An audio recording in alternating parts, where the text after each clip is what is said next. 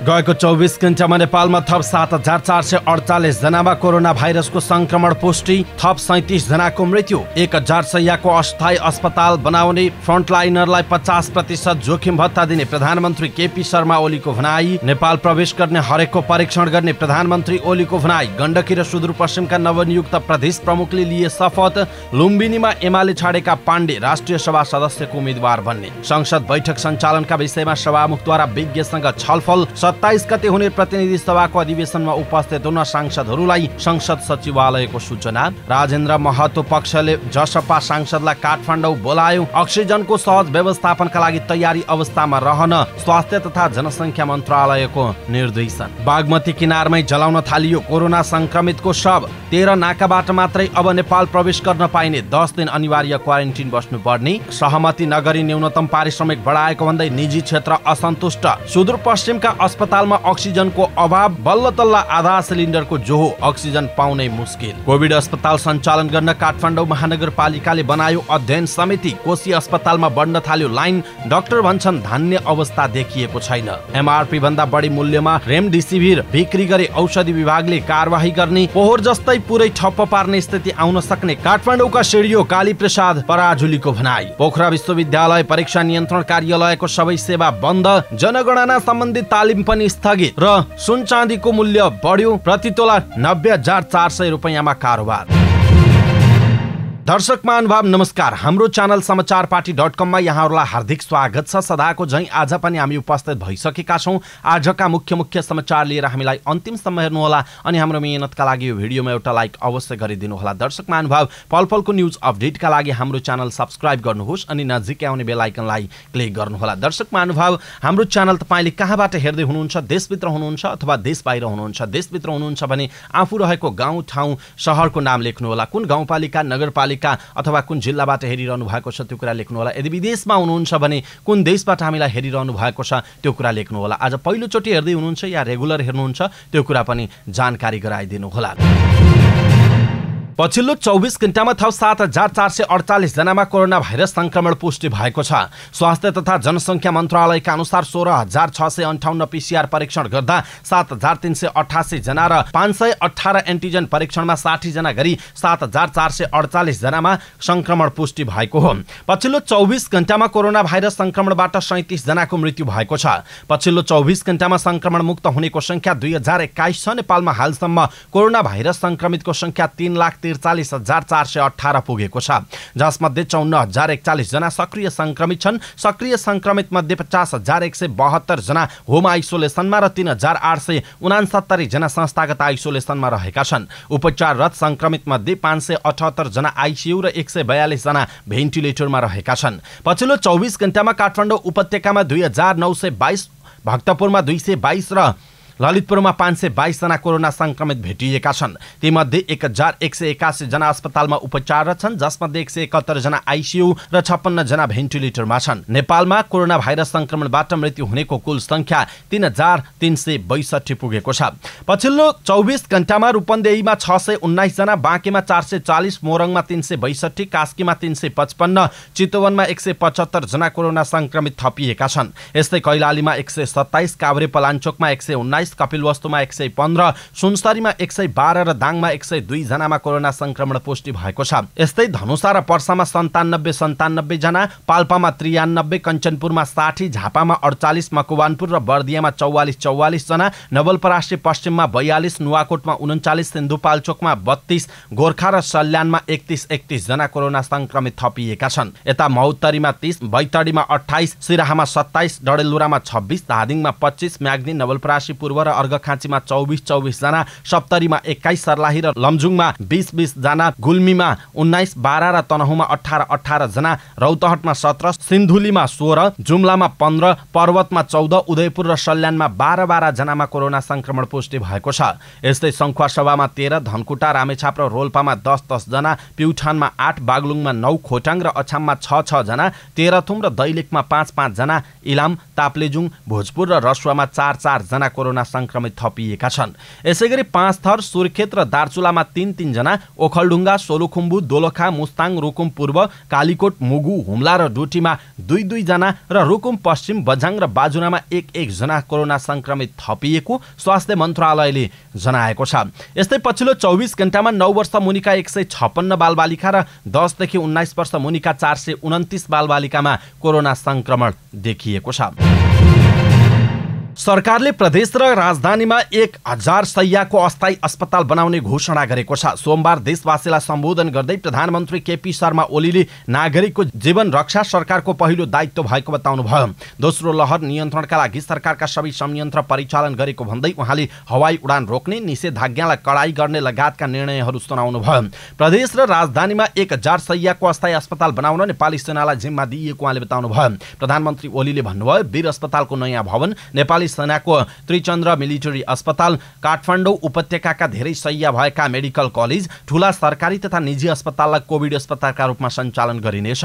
प्रदेश सरकारले पनि मेडिकल कलेज र ठूला अस्पताललाई कोभिड अस्पताल र साना अस्पताललाई नन कोभिड अस्पतालका रूपमा सञ्चालन गर्ने उहाँले बताउनुभयो। सबै सार्वजनिक स्थल, सभा हल, रङ्गशाला, होटल, पार्टी प्यालेस, कल कारखाना र गोदामघर लगायतका संरचना प्रयोग गरी सुविधायुक्त क्वारेन्टिन, आइसोलेसन तथा होल्डिङ सेन्टर बनाइने प्रधानमन्त्री ओलीले जानकारी दिनुभयो। ठूला अस्पताल तथा मेडिकल कलेजमा मेडिकल प्लान्ट स्थापना गर्ने, सञ्चालनमा नआएकाहरूलाई मर्मत गर्ने र लिक्विड अक्सिजनको निर्यात रोक्ने निर्णय भएको पनि उहाँले बताउनुभयो। देशभरका अक्सिजन प्लान्टबाट उत्पादित अक्सिजन हाललाई अस्पताल र उपचार प्रयोजनका लागि मात्र प्रयोग गर्ने गरी अन्य क्षेत्रमा आपूर्ति गर्न रोक लगाइएको प्रधानमन्त्री ओलीले जानकारी दिनुभयो।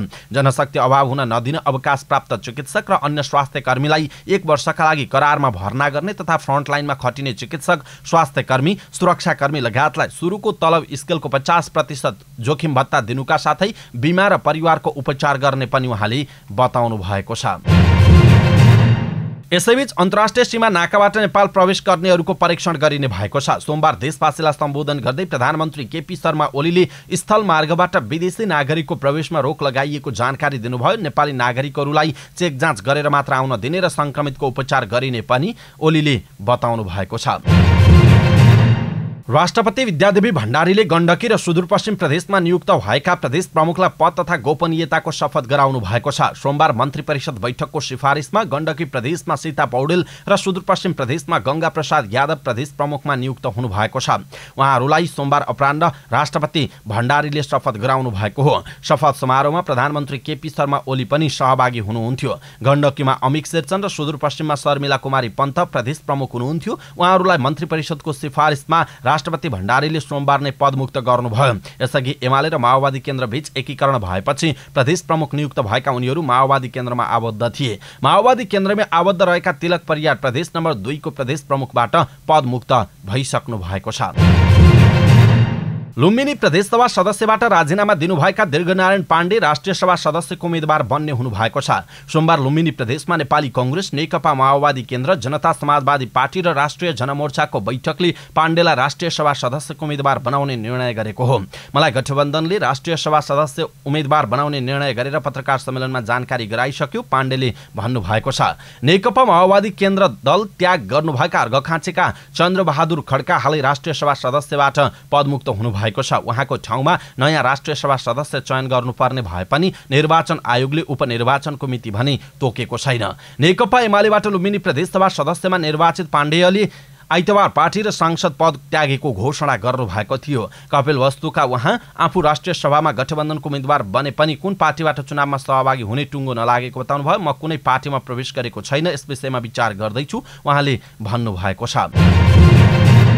राष्ट्रपति विद्यादेवी भण्डारीले वैशाख 27 गतेका लागि प्रतिनिधि सभाको विशेष अधिवेशन आह्वान गरेपछि सभामुख अग्निप्रसाद सापकोटाले बैठक सञ्चालनका विषयमा स्वास्थ्य क्षेत्रका विज्ञसँग छलफल गर्नुभएको छ। विज्ञहरूले भने सरकारले तोकेका स्वास्थ्य सुरक्षा मापदण्ड पालना गरेर बैठक सञ्चालन गर्न सकिने सुझाव दिएका छन्। उनीहरूले बैठक सञ्चालन गर्नु अघि सबै सांसदको कोरोना संक्रमण परीक्षण गर्न, बोल्दा मास्क नखोल्न, बसेको सिट परिवर्तन नगर्न पनि सुझाव दिएका छन्। सभामुख सापकोटाले छलफलमा आएका सुझाव कार्यव्यवस्था परामर्श समितिमा पेश गरिने बताएको उहाँको सचिवालयले जनाएको छ। सभामुख सहित स्वास्थ्य क्षेत्रका विशेषज्ञ टोलीले नयाँ मापदण्ड अनुसारको बसाई व्यवस्थापनको अवलोकन गरेका थिए। छलफलमा नेपाल मेडिकल काउन्सिलका अध्यक्ष प्राध्यापक डाक्टर भगवान कोइराला, विज्ञ चिकित्सक doctor Lochan Karki, doctor Suresh Tiwari, doctor Anup Subedi, doctor Amrit Pokharel, doctor Sagar Kumar Raj Bhandari लगायत सहभागी हुनुभएको थियो। संघीय संसद सचिवालयले वैशाख 27 गते सोमबार दिउँसो 1 बजे हुने प्रतिनिधि सभाको अधिवेशनमा उपस्थितिका लागि प्रतिनिधि सभाका सदस्यहरूलाई अनुरोध गरेको छ। संघीय संसद प्रतिनिधि सभाका सचिव गोपालनाथ योगीले सोमबार अधिवेशन आह्वान सम्बन्धी अत्यन्त जरुरी सूचना जारी गर्दै यस्तो आग्रह गर्नुभएको हो। उक्त सूचनामा राष्ट्रपति विद्यादेवी भण्डारीले प्रधानमन्त्री केपी शर्मा ओलीले नेपालको संविधान अनुरूप आफूमाथि प्रतिनिधि सभाको विश्वास छ भन्ने स्पष्ट गर्न आवश्यक ठानेको जनाउँदै सोही प्रयोजनका लागि वैशाख 27 गते प्रतिनिधि सभाको अधिवेशनमा उपस्थित हुन जानकारी गराइएको छ। जनता समाजवादी पार्टी जसपाले काठमाडौँ बाहिर रहेका सांसदहरूलाई तत्काल काठमाडौँ उपत्यकामा आउन निर्देशन दिएको छ। प्रधानमन्त्री केपी शर्मा ओलीले संसदमा विश्वासको मत लिने निर्णय गरेसँगै जसपा अध्यक्ष ठाकुरको निर्देशनमा कार्यालयबाट सांसदहरूलाई फोन गएको छ।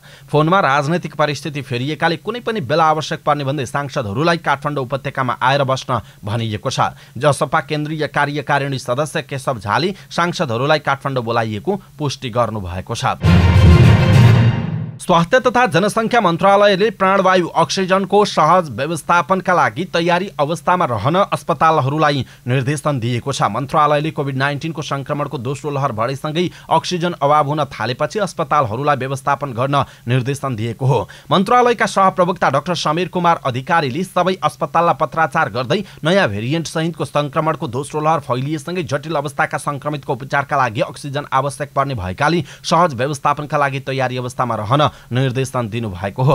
उहाँले अस्पताललाई खाली सिलिन्डर मौजदात होल्ड नराख्न, आफूसँग भएको सिलिन्डर समयमा नै भर्न समेत आग्रह गर्नुभयो। साथै मन्त्रालयले सर्वसाधारणलाई अक्सिजन सिलिन्डर अनावश्यक रूपमा जोखिम तरिकाले सञ्चित गर्न र प्रयोग गर्ने खालका गतिविधिलाई हुन नदिन समेत आग्रह गरेको छ। नेपालमा अहिले देशभरका 30 अस्पतालमा अक्सिजन प्लान्ट जडान गरिएको छ। ती अस्पतालबाट दैनिक 2549 सिलिन्डर भर्न सक्ने क्षमता रहेको मन्त्रालयले जनाएको छ। केही अस्पतालमा लिक्विड अक्सिजन ट्याङ्क समेत जडान गरिएको छ। उहाँका अनुसार अहिले अस्पतालसँग 6000 भन्दा बढी र अक्सिजन विक्रेताले दैनिक 8000 सिलिन्डर भर्न सक्ने क्षमता रहेको जनाइएको छ। नेपालमा अक्सिजन ग्यास प्रशस्त भए पनि अक्सिजन सिलिन्डरको अभाव रहेको मन्त्रालयले जनाएको छ।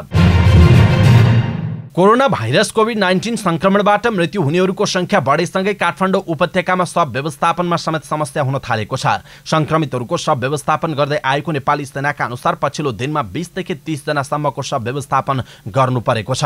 आइतबार नेपाली सेनाले 31 वटा शव व्यवस्थापन गरेको थियो। सोमबार दिउँसो 2 बजेसम्म 27 वटा शव व्यवस्थापनका लागि अनुरोध आएको नेपाली सेनाका प्रवक्ता सन्तोष बल्ल पौडेलले जानकारी दिनुभयो। उहाँका अनुसार वैशाख 16 गते 23 तथा 17 र 18 गते 26 जनाको शव व्यवस्थापन गरिएको थियो।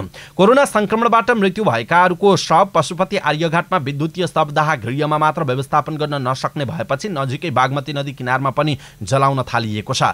दिनमा 20 देखि 30 वटा शव व्यवस्थापन गर्नुपर्ने हुन्छ। विद्युतीय शवदाह गृहबाट मात्र सम्भव नहुने भएकाले पशुपति क्षेत्र विकास कोषसँग समन्वय गरेर बाहिर पनि जलाउन थालिएको छ। सैनिक प्रवक्ता पौडेलले भन्नुभएको छ, विद्युतीय शवदाह गृहमा एउटा शव व्यवस्थापन गर्न 1.5 घण्टा लाग्छ। व्यवस्थापन गर्नुपर्ने शव बढ्दै गएपछि विद्युतीय शवदाह गृहबाट मात्र सम्भव नहुने भन्दै सेनाले बागमती किनारमा नै शव जलाउन थालेको हो। संक्रमितको शव व्यवस्थापनका लागि सेनाले शवदाह गृह नजिकै बागमती नदी किनारमा 8 वटा चिता बनाउने तयारी समेत गरेको छ। दर्शक महानुभाव, यसप्रति तपाईको धारणा के आफ्नो धारणा तलको कमेन्ट बक्समा कमेन्ट गर्नुहोला।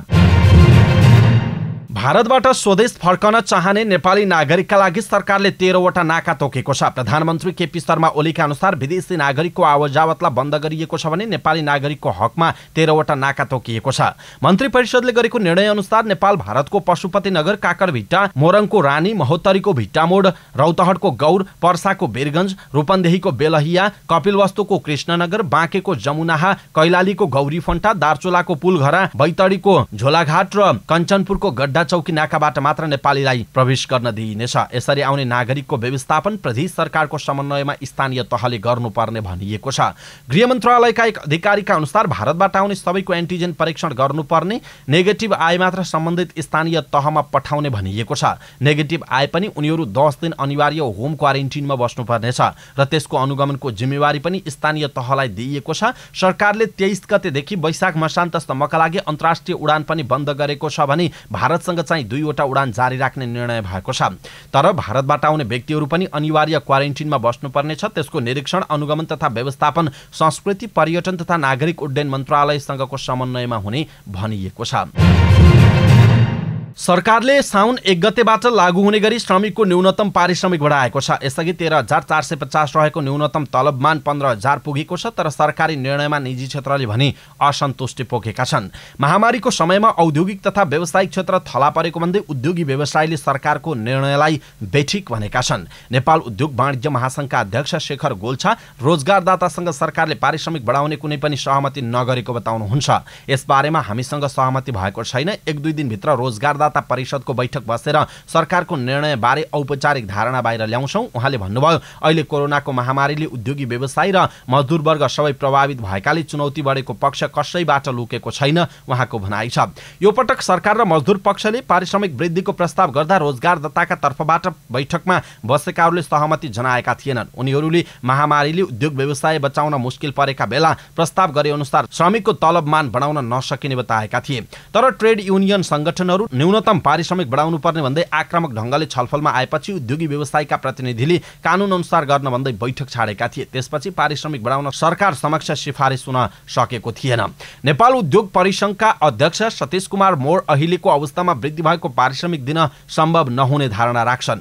यसबारे हामी रोजगारदाता परिषद मार्फत नै आधिकारिक धारणा बाहिर ल्याउँछौं। मोरले भन्नुभयो, यो महामारीको नकारात्मक असरबाट सबैलाई बच्ने र बचाउने बेला हो। सरकारले यसलाई मनन गर्छ भन्ने हाम्रो विश्वास हो उहाँको भनाइ छ। सरकारले भने श्रम ऐन अनुसार नै पारिश्रमिक बढाएको बताएको छ। श्रम, रोजगार तथा सामाजिक सुरक्षा मन्त्रालयका एक अधिकारीले प्रत्येक 2 वर्षमा ऐनको दफा 107 बमोजिमको न्यूनतम पारिश्रमिक निर्धारण समितिको सिफारिसमा श्रमिकको न्यूनतम पारिश्रमिक निर्धारण गर्ने व्यवस्था रहेको बताउनुहुन्छ। उहाँका अनुसार न्यूनतम पारिश्रमिक निर्धारण समितिमा सर्वसम्मति कायम हुन नसकेका कारणले न्यूनतम पारिश्रमिक सिफारिस गर्न नसकेमा मन्त्रालयले न्यूनतम पारिश्रमिक निर्धारण गर्ने व्यवस्था भए बमोजिम सरकारले एकतर्फी रूपमै निर्णय गरेर पारिश्रमिक बढाएको उहाँको भनाइ छ। यो श्रमिक र रोजगारदाता दुवैका लागि न्यायपूर्ण छ। ती अधिकारीले भन्नुभयो, कानूनले दिएको अधिकार प्रयोग गरेर सरकारले आफ्नो दायित्व पूरा गरेको हो उहाँको भनाइ रहेको छ। दर्शक महानुभाव, सहमति नगरी न्यूनतम पारिश्रमिक बढाएको भन्दै निजी क्षेत्र असन्तुष्ट। अनलाइन खबरमा यो समाचार छ। यस समाचारप्रति तपाईको धारणा के छ? यति बेला सरकारले पारिश्रमिक बढाउनु हुन्थ्यो अथवा हुन्थेन? बढाएको ठिक छ अथवा होइन? उद्योगी व्यवसायीहरू पनि धरापमा छन्, गाह्रो छ, यो बेला नबढाएको हुन्थ्यो भन्ने के लाग्छ तपाईलाई? आफ्नो कुरा तलको कमेन्ट बक्समा कमेन्ट गरिदिनु होला। वैशाख 15 गते कोरोना संक्रमण पुष्टि भएपछि सेती प्रादेशिक अस्पतालको कोभिड अस्थायी अस्पताल भर्ना भएका पूर्व स्वास्थ्य मन्त्री रामजनम चौधरी दम्पतिले अक्सिजन नपाउँदा उपचारमा समस्या भोग्नु पर्यो। उहाँले धनगढीकै सारथी अस्पतालबाट 10,000 रुपैयाँ धरौटी राखेर 1 सिलिन्डर अक्सिजनको जोहो गरेको सुनाउनु भयो। सेती अस्पतालमा अक्सिजनको चरम अभाव सृजना भइसकेकाले जोहो गर्न सम्बन्धित निकायको ध्यानाकर्षण गराइसकेको चौधरीले बताउनु भएको छ। कैलालीको गोदावरी नगरपालिका 43 वर्षीय महिलालाई 5 दिन अघि कोरोना संक्रमण पुष्टि भएको थियो। श्वास प्रश्वासमा समस्या देखिएपछि सेती प्रादेशिक अस्पतालमा भर्ना भएकी उहाँको सुरुको 1 दिन बिना अक्सिजन बिताउनु भयो। भोलिपल्ट अक्सिजन सिलिन्डर पाए पनि आधा मात्र थियो। त्यो करिब 4 घण्टामा सकिएपछि अर्को सिलिन्डरको जोहो गर्नमै 1 दिन बित्यो। फेरि पनि आधा सिलिन्डर अक्सिजन पाउनु भयो। आमालाई गाह्रो भएपछि अस्पताल ल्याएको थियो। कोभिड अस्पतालमै कुरुवा बस्नुभएका उहाँका छोराले पीडा सुनाउँदै भन्नुभयो, यहाँ अस्पतालमा अक्सिजन नै पाउन मुस्किल भइरहेको छ। आधा सिलिन्डर मात्र आउँछ, त्यो पनि खोसाखोस हुन्छ।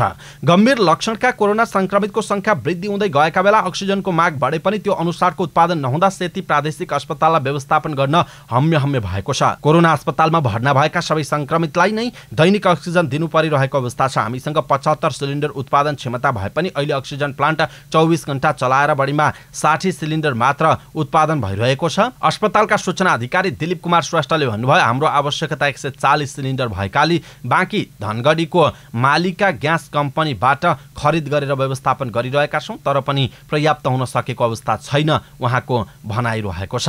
अक्सिजन मात्र नभएर प्लान्टबाट भरेर बिरामीको बेडसम्म पुर्याउन आवश्यक पर्ने सिलिन्डरको समेत अभाव हुन थालेको छ। हाल 75 सिलिन्डरले अक्सिजनको व्यवस्थापन गर्दै आएको सेती प्रादेशिक अस्पतालले थप 50 वटा खरिद गर्ने एक कम्पनीसँग सम्झौता गरेको थियो। तर सिलिन्डर अभावको कारण देखाउँदै उक्त कम्पनीले 30 वटा मात्र आपूर्ति गरेपछि अस्पतालमा जम्मा 110 सिलिन्डर भएका छन्। तीमध्ये 55 देखि 60 सिलिन्डर मार्फत कोभिड अस्पतालका संक्रमितलाई अक्सिजन दिइरहे पनि इमर्जेन्सी वार्डमा भर्ना हुने अधिकांश बिरामीलाई पनि अक्सिजन दिन थालिएको बताइएको छ। यसैबीच अक्सिजनको अभाव र संक्रमण दरलाई ध्यानमा राख्दै सुदूरपश्चिम प्रदेश सरकारले सम्बन्धित अस्पताल व्यवस्थापनमा जुट्न परिपत्र गर्दै बजेट बेहोर्ने प्रतिबद्धता पनि जनाएको छ। सामाजिक विकास मन्त्री कृष्णराज सुवेदीले एक हप्ता पहिला नै सबै अस्पताललाई द्रुत मार्गबाट अक्सिजन प्लान्ट खरिद गर्न बजेटको सुनिश्चितता पठाइसकेको बताउनु भएको छ। यसैबीच सुदूरपश्चिममा कोरोना संक्रमण र मृत्युदर वृद्धि हुँदै गएका बेला अस्पतालमा अक्सिजन नपाएर बिरामीले अकालमै ज्यान गुमाउन थालेका छन्। यस्तो परिस्थितिमा तत्काल अक्सिजनको उचित व्यवस्थापन गरेर मानिसको ज्यान जोगाउन ध्यान दिनुपर्ने बेला प्रदेशको स्वास्थ्य निर्देशनालयले भने अक्सिजन आपूर्तिका लागि आवश्यक पर्ने सिलिन्डरकै तथ्याङ्क पनि सङ्कलन गर्न सकेको छैन। स्वास्थ्य निर्देशनालयका वरिष्ठ जनस्वास्थ्य अधिकृत ओम जोशीले अक्सिजन उत्पादन क्षमता र सिलिन्डरको एकिन तथ्याङ्क नभएको स्वीकार्नुभयो। सुदूरपश्चिम प्रदेश स्वास्थ्य आपूर्ति व्यवस्थापन केन्द्रले पनि थप 200 सिलिन्डर अक्सिजन खरिद गर्ने प्रक्रिया थालेको जनाएको छ। दर्शक महानुभाव, कोरोनाको संक्रमण बढ्दैछ। सुदूरपश्चिमका अस्पतालमा अक्सिजनको अभाव भइरहेको छ। बल्ल तल्ला आधा सिलिन्डरको जो हुन्छ, अक्सिजन पाउनै मुस्किल रहिरहेको छ। जनक बेष्टले अनलाइन खबरमा यो समाचार लेख्नु भएको छ। यो एउटा उदाहरण मात्र हो, सुदूरपश्चिमका अस्पतालको एउटा उदाहरण मात्र हो। देशका विभिन्न ठाउँमा अब यो समस्या देखिन थालेको छ, देखिन सुरु भइसकेको छ। यसप्रति तपाईको धारणा के छ? आफ्नो धारणा तलको कमेन्ट बक्समा कमेन्ट गर्नुहोला। काठमाडौँ महानगरले कोभिड-19बाट संक्रमितहरूको उपचारका लागि कोभिड अस्पताल सञ्चालनको गृह कार्य सुरु गरेको छ। महामारी सुरु भएको 1 वर्षपछि महानगरको कार्यपालिका बैठकमा पहिलो पटक कोभिड अस्पताल सञ्चालनबारे छलफल भएको हो। महानगरका प्रमुख विद्यासुन्दर साक्यको अध्यक्षतामा बसेको 61औं कार्यपालिका बैठकमा कोभिड-19 महामारी व्यवस्थापन सम्बन्धमा राखिएको प्रस्तावमा छलफल गर्दै सुविधा सम्पन्न आइसोलेसन र कोभिड अस्पतालको उपयुक्त विकल्प सहितको प्रस्ताव पेश गर्न वडा नम्बर 3 का अध्यक्ष दीपक केसीको संयोजकत्वमा 7 सदस्यीय समिति गठन गरिएको छ। समितिका सदस्यहरूमा वडा नम्बर 6 का अध्यक्ष दिपेन्द्र लामा, 7 का अध्यक्ष शुद्धकुमार डङ्गुल, वडा नम्बर 22 का अध्यक्ष चिनी काजी महर्जन, 30 का अध्यक्ष दलबहादुर कार्की, 31 का अध्यक्ष नारायण भण्डारी रहनु भएको छ। समिति गठनपछि बैठकका अध्यक्ष एवं प्रमुख साक्यले गएको वर्षभन्दा यसपटक फरक अवस्था रहेको बताउनु भयो। केही प्रस्तावहरू पेश भएको समेत उहाँले बताउनु भयो। प्राप्त भएका र छलफल गरिएका विभिन्न ढाँचामध्ये कुन उपयुक्त हुन्छ भनेर अध्ययन हुने समेत उहाँले बताउनु भएको छ। दर्शक महानुभाव, काठमाडौँ महानगरपालिकाले जुन कोभिड अस्पताल सञ्चालन गर्न एउटा अध्ययन समिति बनाएको छ, यसप्रति तपाईको धारणा के छ? आफ्नो धारणा तलको कमेन्ट बक्समा कमेन्ट गर्नुहोला। कोरोना महामारीको पहिलो फेजमा गत वर्ष भोलके मोडल सिकाएको प्रदेश 1 ले दोस्रो लहरको सुरुवाती अवस्थामा चासो दिएन। प्रदेश र स्थानीय सरकारले चासो नदिँदा संक्रमणको अवस्था भयावह बन्दैछ। संक्रमण दर बढेको विराटनगरमा आइतबार मात्रै 200 जनाको रिपोर्ट पोजिटिभ देखिएको थियो। संक्रमण दर उच्च भएकाले गत वर्ष निर्माण गरिएको कोशी अस्पताल कोभिड-19 उपचार केन्द्रले बिरामी धान्ने अवस्था छैन। कोरोनाको पहिलो फेजमा संक्रमितको उपचार र जनशक्ति व्यवस्थापनमा उदाहरणीय काम गरेको कोशी अस्पताल दोस्रो लहरमा के गर्दैछ त? अस्पतालका मेडिकल सुपरिन्टेन्डेन्ट डाक्टर चुमनलाल दास भन्नुहुन्छ, हामीले तयारी गरेका छौं तर धान्ने अवस्था देखिँदैन, उहाँको भनाइ छ। डाक्टर दासका अनुसार अस्पतालले दैनिक शेड्युल बाहेक चिकित्सकलाई प्रदेश सरकारसँगको सहकार्यमा सञ्चालित कोशी अस्पताल कोभिड-19 उपचार केन्द्र र अस्पतालकै आइसोलेसनमा परिचालन गरेको छ। संक्रमण दर उच्च भएकाले अवस्था जटिल बनेको उहाँले बताउनु भयो। अहिलेको तयारीले पुग्दैन। डाक्टर दासले भन्नुभयो, संक्रमण दर हेर्दा अवस्था जटिल छ। कोशी अस्पतालकै अन्य वार्डमा संक्रमितको उपचार गर्नुपर्ने अवस्था हुन सक्छ। उहाँका अनुसार संक्रमण देखिएका मध्ये 10% गाह्रो बनाएको देखिएको छ। 5% अस्पताल भर्ना गर्नुपर्ने खालका छन्। 5% मात्र संक्रमितलाई अक्सिजन सपोर्ट चाहिन्छ, ती गम्भीर हुन सक्छन्। डाक्टर दासले भन्नुभयो, अबको उपचारको टार्गेट गम्भीर प्रकृतिका 5% मा हुनुपर्छ। सामान्य लक्षण देखिएकालाई घरमै उपचार गराउनुपर्छ। नेशनल ट्रेडिङको भवनमा 80 र गोदाममा 96 बेडको कोरोना उपचार केन्द्र सञ्चालनमा छ। नोबेल मेडिकल कलेजले 110 र विराट मेडिकल कलेजले 120 बेडको उपचार केन्द्र सञ्चालन गरेको जनाइएको छ। त्यसबाहेक कोशी अस्पतालको मेडिकल वार्डको 50 बेड संक्रमितको उपचारका लागि छुट्याउने तयारी भएको उहाँले बताउनु भएको छ। मेडिकल वार्डमा अक्सिजनको पाइपलाइन पुगेको अवस्था छ। अवस्था अनुसार यहाँ पनि संक्रमितलाई राख्न सकिन्छ। डाक्टर दासले भन्नुभयो, हामी तयारी गरिरहेका छौं, उहाँको भनाइ छ। तर कोशी अस्पतालमा चैत महिनाभरि पीसीआर गर्नेको संख्या कम थियो। चैतमा जम्मा 42 जनाको रिपोर्ट पोजिटिभ थियो, तर वैशाखमा भने पीसीआर जाँच गर्ने र पोजिटिभ देखिनेको संख्या वात्तै बढेको छ। वैशाखको 2 सातामा कोशीमा 727 जनाको पीसीआर गर्दा 377 जनाको रिपोर्ट पोजिटिभ देखिएको छ। विराटनगर महानगरपालिकाले कन्ट्याक्ट ट्रेसिङ गरेपछि यो संख्या झन बढ्ने जनाइएको छ। पीसीआर जाँच गर्न जानेको लाइन दैनिक बढ्दो छ। स्वाब सङ्कलनमा सतर्कता नअपनाइएका कारण अस्पतालको स्वाब सङ्कलन केन्द्रबाट संक्रमण फैलिने जोखिम समेत बढेको बताइएको छ। यसैबीच कोशी अस्पतालको इमर्जेन्सी कक्ष साँघुरो छ। इमर्जेन्सी साँघुरो भएका कारण जोखिममा एउटै बेडमा 2 जनासम्म बिरामी राख्नुपर्ने अवस्था रहेको मेडिकल सुपरिन्टेन्डेन्ट दासले बताउनु भएको छ। दर्शक महानुभाव, यसप्रति तपाईको धारणा के छ? आफ्नो धारणा तलको कमेन्ट बक्समा कमेन्ट गर्नुहोला। औषधि व्यवस्था विभागले कोरोना संक्रमितको उपचारमा प्रयोग गरिने रेमडेसिभिर लगायतका औषधि बिक्री वितरण गर्दा अधिकतम खुद्रा मूल्य एमआरपी भन्दा बढी नलिन सरकार पक्ष सबैमा आग्रह गरेको छ। विभागले सोमबार एक प्रेस विज्ञप्ति जारी गर्दै एमआरपी भन्दा बढी बिक्री वितरण गरेको पाइएमा प्रचलित कानून अनुसार कारबाही हुने चेतावनी दिएको छ। कोरोना महामारी तीव्र गतिमा फैलिरहेको अवस्थामा बिरामीहरूका लागि प्रयोग हुने रेमडेसिभिर लगायतका औषधिको कृत्रिम अभाव सृजना गरी न्यूनतम मानवीय संवेदनाको समेत ख्याल नगरी एमआरपी भन्दा बढी मूल्यमा बिक्री वितरण भइरहेको भन्ने गुनासो आएको भन्दै विभागले त्यसो नगर्न सबैमा सचेत समेत गराएको छ। उपत्यकाका 3 जिल्लामा जिल्ला प्रशासन कार्यालयले कोरोना भाइरसको दोस्रो लहर नियन्त्रणका लागि भन्दै एक साता निषेधको आदेश जारी गरेका छन्। तर उपत्यकामा कोरोना भाइरसको संक्रमण दर दैनिक बढिरहेको छ। विज्ञहरूका अनुसार निषेधाज्ञाले काम गर्यो वा गरेन भन्ने पुष्टि हुन कम्तीमा एक साता कोर्नुपर्छ। यद्यपि निषेधाज्ञाको समयमा पनि देखिएको भिडले महामारी नियन्त्रणको प्रयासमा नै असर गर्न सक्ने कतिपयको चिन्ता छ। काठमाडौँका प्रमुख जिल्ला अधिकारी कालीप्रसाद पराजुलीका अनुसार अझै निषेधको आदेशको पालना नहुने र संक्रमणको अवस्था बढ्दै जाने हो भने गत वर्ष जस्तै ठप्पै पार्नुपर्ने स्थिति आउन सक्छ उहाँको भनाइ छ।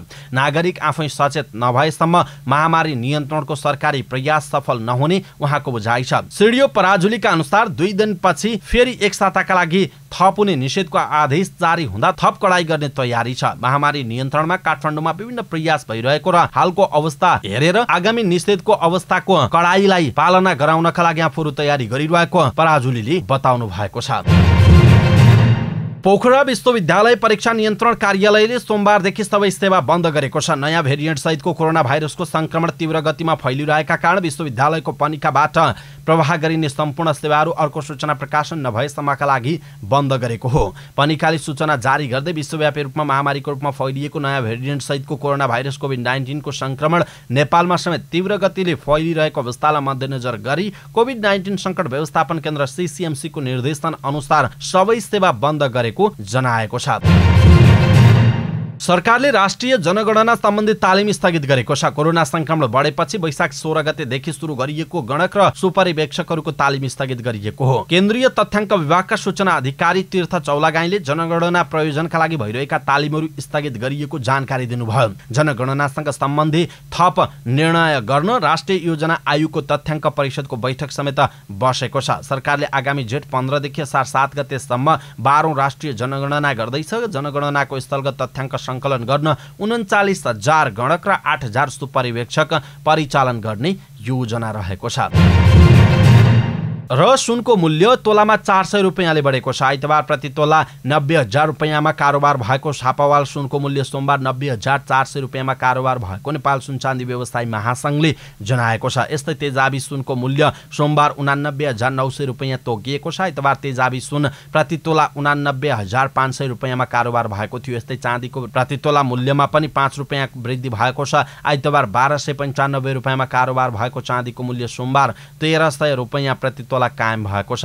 निषेधाज्ञाका कारण देशभरका प्रमुख शहरहरू बन्द हुँदा सुनको कारोबारमा भने भारी गिरावट आएको महासंघले जनाएको छ। सामान्य अवस्थामा दैनिक बजारमा 35 किलो सुनको कारोबार हुने भए पनि अहिले कम मात्रामा सुनको कारोबार भइरहेको महासंघका महासचिव धर्मसुन्दर बज्राचार्यले बताउनुभयो। अवस्था दर्शक महानुभाव, आजका मुख्य समाचार यति नै। हामीले प्रस्तुत गरेका मुख्य समाचारहरूप्रति तपाईको धारणा के छ? आफ्नो धारणा तलको कमेन्ट बक्समा कमेन्ट गर्नुहोला। हाम्रो मेहनतका लागि भिडियोमा एउटा सानो लाइक अवश्य गरिदिनु होला। दर्शक महानुभाव, पलपलको न्यूज अपडेटका लागि हाम्रो च्यानल सब्स्क्राइब गर्नुहोस् अनि नजिकै आउने बेल आइकनलाई क्लिक गर्नुहोला। दर्शक महानुभाव, तपाईले हामीलाई कहाँबाट हेर्दै हुनुहुन्छ? देशभित्र हुनुहुन्छ या देश बाहिर हुनुहुन्छ? देशभित्र हुनुहुन्छ भने आफ्नो गाउँ, ठाउँ, शहरको नाम लेख्नुहोला। गाउँपालिका, नगरपालिका, जिल्लाको नाम लेख्नुहोला। यदि विदेशमा हुनुहुन्छ भने कुन देशबाट हामीलाई हेर्दै हुनुहुन्छ त्यो कुरा लेखिदिनु होला। दैनिक रूपमा हामीलाई हेर्नुहुन्छ अथवा आज पहिलोचोटि हेर्दै हुनुहुन्छ त्यो कुरा पनि तलको कमेन्ट बक्समा कमेन्ट लेखिदिनु होला। पलपलको न्यूज अपडेटका साथ फेरि हाम्रो भेट हुनेछ। तपाईँ समाचारपाटी.com हेर्दै गर्नुहोस्। नमस्कार।